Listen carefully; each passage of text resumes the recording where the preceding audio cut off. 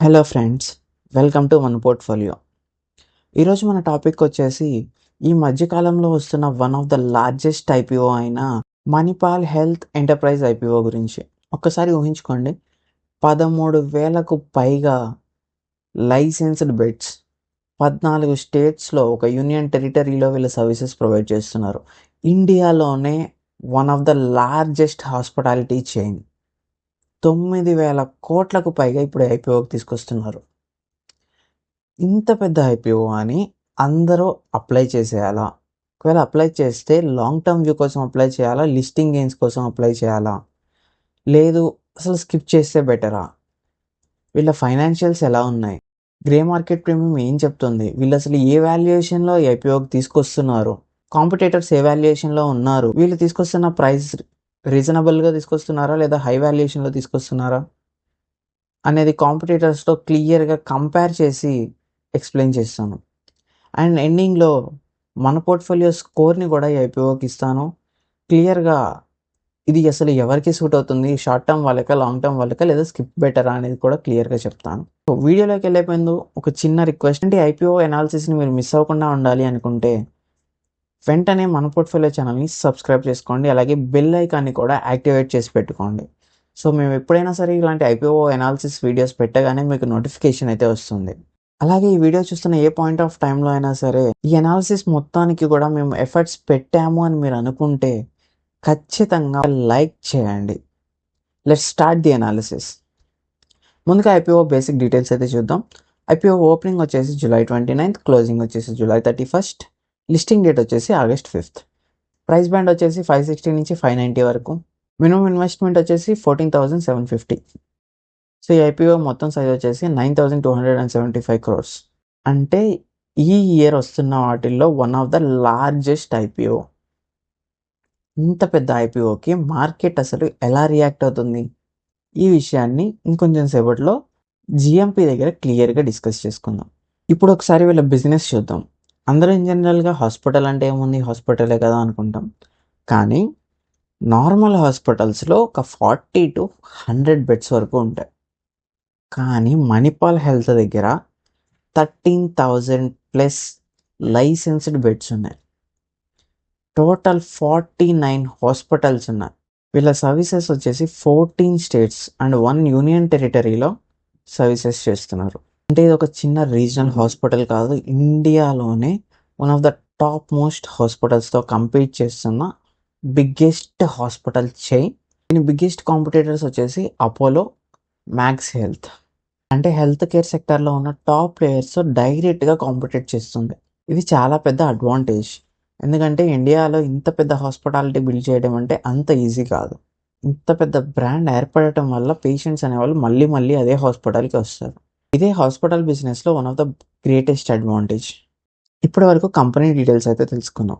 ఇంత పెద్ద కంపెనీ అసలు డబ్బు ఎలా సంపాదిస్తుంది, ఏ ట్రీట్మెంట్స్ ద్వారా ఎక్కువ డబ్బులు వస్తున్నాయి, లాస్ట్ 4 years నుంచి ఉన్న ప్రాఫిట్స్ ఎలా వస్తున్నాయి, ప్రాఫిట్స్ ఎలా గ్రో అవుతున్నాయి, ముఖ్యంగా ఈ ఐపీఓ ద్వారా వచ్చిన డబ్బులతో కంపెనీ ఏం చేయబోతుంది అనేది ఇప్పుడు క్లియర్గా తెలుసుకుందాం. సో ఇప్పుడు వీళ్ళకి రెవెన్యూ ఎక్కడి నుంచి జనరేట్ అవుతుందో క్లియర్గా చూద్దాం. హాస్పిటల్ అంటే ఫీవర్ వచ్చినప్పుడు వెళ్ళటం రావటం ఇదే కాదు, వాళ్ళ రెవెన్యూ మెయిన్ సోర్సెస్ వచ్చేసి ఫస్ట్ థింగ్ హైయెస్ట్ 16% పైగా కార్డియో నుంచి వస్తున్నాయి, అంటే గుండెకి సంబంధించిన ట్రీట్మెంట్ ద్వారా వస్తుంది. 10% వచ్చేసి ఆర్థోపెటిక్స్, అంటే వీటికి సంబంధించిన ట్రీట్మెంట్ ద్వారా వస్తుంది. అండ్ 9% దగ్గరగా బ్రెయిన్, స్పైన్, నర్వస్, వీటికి 9% దగ్గరగా వస్తుంది. అండ్ కిడ్నీకి సంబంధించిన వాటికి 7% దగ్గరగా వస్తుంది. ఇది ఎందుకు చెప్తున్నాము అంటే ఇది ఒక గుడ్ న్యూస్ అనమాట. ఎందుకంటే ఒకటే ట్రీట్మెంట్ నుంచి కనుక ఎక్కువ రెవెన్యూ వస్తే ఫ్యూచర్లో ఆ ట్రీట్మెంట్ కనుక తగ్గిపోయిందంటే వాళ్ళ రెవెన్యూ తగ్గిపోతుంది. కానీ ఇంత డైవర్సిఫైడ్గా వెళ్ళి ఉండటం వల్ల ఒక సెగ్మెంట్లో తగ్గిపోయినా సరే ఇంకొక సెగ్మెంట్ సపోర్ట్ చేస్తాయి. సో రెవెన్యూ పరంగా అయితే సేఫ్ సైడ్లో ఉన్నట్టు. ఇప్పుడు ఈ కంపెనీ యొక్క బిగ్గెస్ట్ స్ట్రెంగ్త్ గురించి మాట్లాడుకుందాం. చాలామంది ఇన్వెస్టర్స్ బ్యాలెన్స్ షీట్ మాత్రమే చూస్తున్నారు, కానీ హెల్త్ కేర్లో చూడాల్సింది బ్యాలెన్స్ షీట్ కంటే ఇంపార్టెంట్గా బ్రాండ్ వాల్యూ. జస్ట్ ఇమాజిన్ చేయండి, ఎవరికైనా బాగలేదు అనుకుంటే ఇప్పుడే ఓపెన్ అయిన కొత్త హాస్పిటల్స్కి వెళ్తారా, లేదా ఆల్రెడీ బ్రాండ్ నుండి పెద్ద పేరున్న హాస్పిటల్స్కే వెళ్తారా? ఇదే మణిపాల్ హెల్త్కి బిగ్గెస్ట్ అడ్వాంటేజ్. వీళ్ళు ఇన్ని సంవత్సరాల్లో చాలా పెద్ద బ్రాండ్ వాల్యూని అయితే ఎస్టాబ్లిష్ చేసుకున్నారు. డాక్టర్ నెట్వర్క్స్ బాగా పెంచుకున్నారు. ఇన్సూరెన్స్ కంపెనీస్‌తో టై అప్ ఉంది. కార్పొరేట్ హెల్త్ ప్యాకేజెస్ మెయింటైన్ చేస్తున్నారు. ఇది హెల్త్ కేర్ సెక్టార్‌లో ది బిగ్గెస్ట్ మోట్ అనమాట.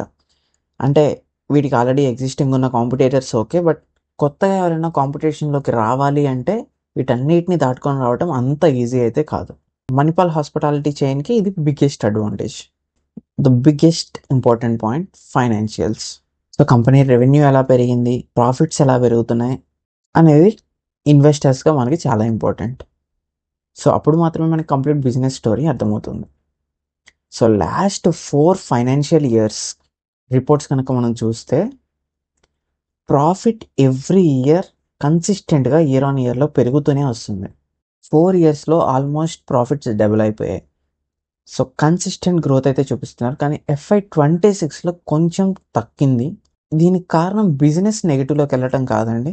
వాళ్ళకి అప్పులున్నాయి. ఆ అప్పులకి మీద ఇంట్రెస్ట్ పెరగటం వల్ల ప్రాఫిట్స్ అనేవి కొంచెం తగ్గాయి. రెవెన్యూ చూసినా సరే సేమ్ స్టోరీ చెప్తుంది. ఇయర్ ఆన్ ఇయర్ స్ట్రాంగ్‌గా పెరుగుతుంది.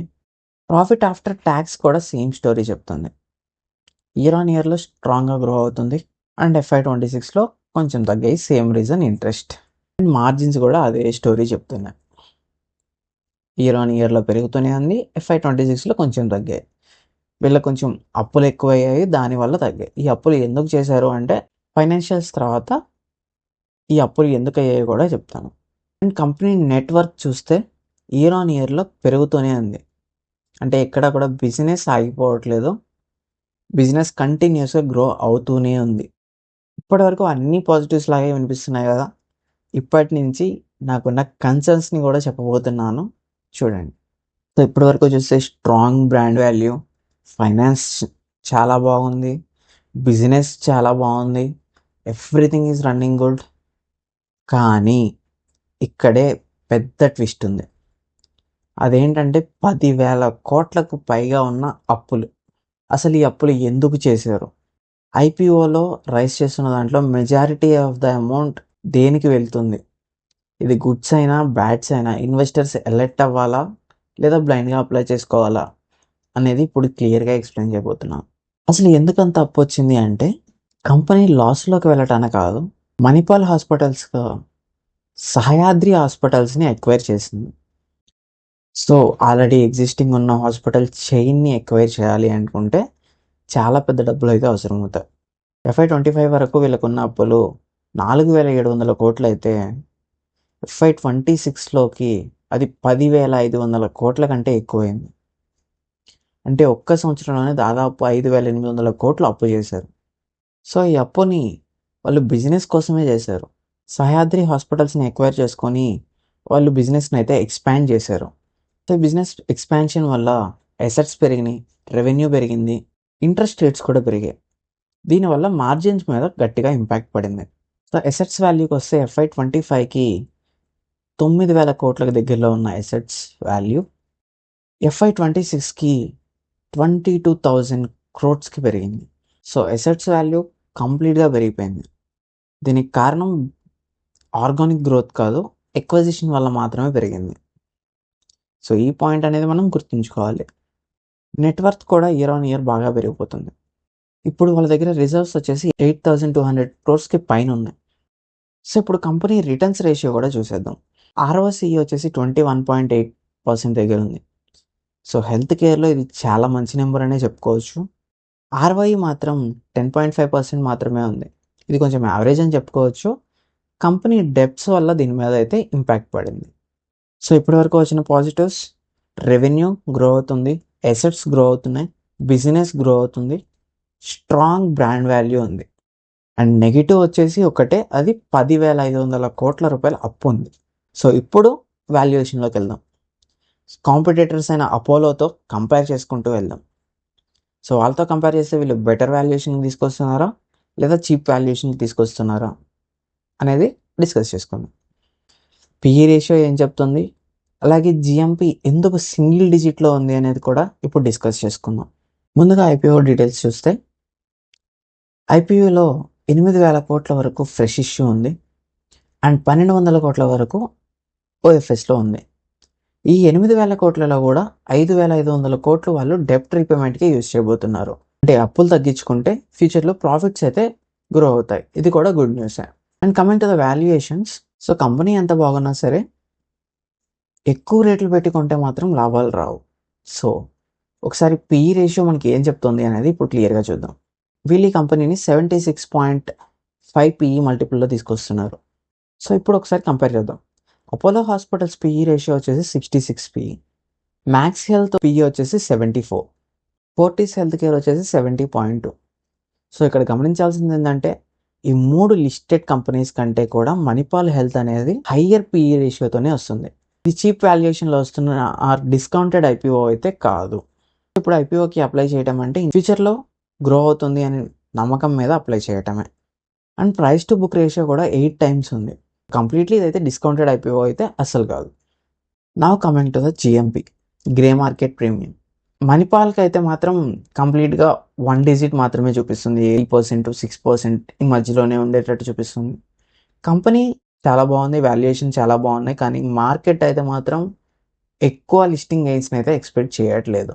అండ్ గ్రే మార్కెట్ ప్రీమియం అనేది మారుతూ ఉంటుంది.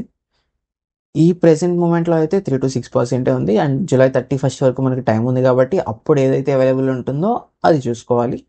31న జీఎంపీ ఎంత ఉంది అనేది టెలిగ్రామ్ ఛానల్ ఇంకా వాట్సాప్ ఛానల్‌లో అయితే అప్డేట్ చేస్తాను.